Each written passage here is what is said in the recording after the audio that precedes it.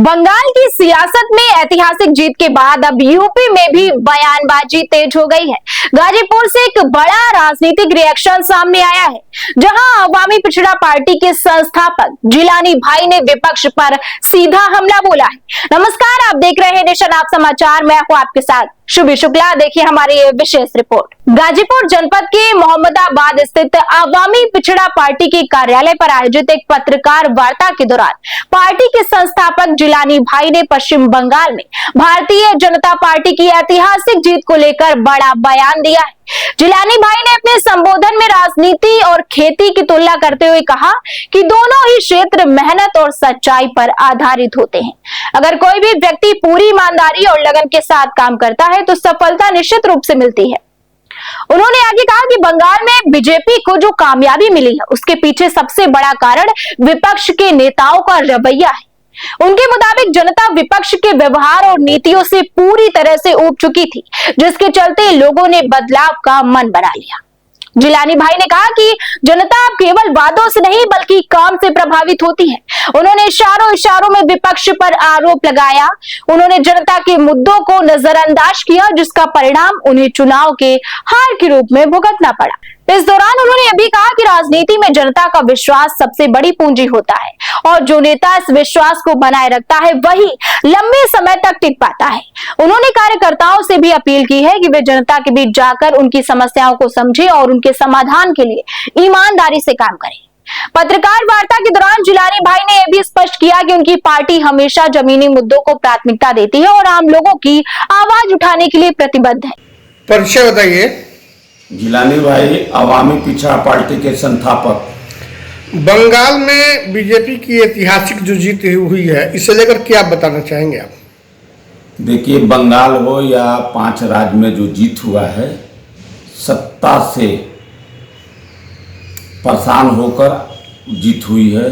बंगाल में बीजेपी ही विकल्प था और कोई विकल्प न होने की वजह से बीजेपी की बम्पर जीत हुई है और स्वागत है। जो जीता है वो सिकंदर है। तरह तरह की बातें आ रही थी कि वहाँ पे जो है बीजेपी का बड़ी मुश्किल है सीट लेना, लेकिन फिर भी वहाँ पे हो गया। देखिए, जो मेहनत करेगा वो आगे बढ़ेगा। बीजेपी 10 साल से लगातार काम कर रही है। वहाँ पे जनता के बीच जाकर जनता के साथ बताना समझाना पार्टी का यही काम है। खेती होता है, राजनीति और खेती बराबर है। जितने मेहनत करेंगे उतने आगे बढ़ेंगे। तो इससे क्या लगता है कि 2027 के चुनाव में जैसे और भी चुनाव होने वाले हैं जैसे यूपी के अंदर, तो उससे लेकर के आप क्या बताएंगे?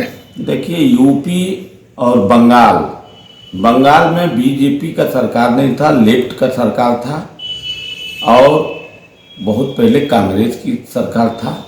जब से श्यामा प्रसाद मुखर्जी को कांग्रेस ने काल कोठरी में रख कर बंद करके उनकी हत्याएं हो गई, मौत हो गई, उससे लोग कांग्रेस से नाराज थे।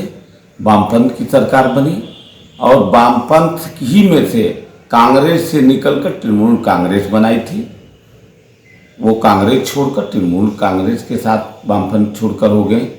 अब तृणमूल कांग्रेस छोड़कर सबके साथ सही व्यवधान करने की वजह से तृणमूल कांग्रेस सबसे नुकसान हुआ व्यापार मंडल का। वो एक व्यापार को किसी तरीके से चलने नहीं दे रही थी। सरकार के ही इशारा पर व्यापार चलता था। इसकी वजह से टीएमसी सरकार को जाना तय हो गया था और वहां सोने में सुहागा भारतीय जनता पार्टी मिल गया।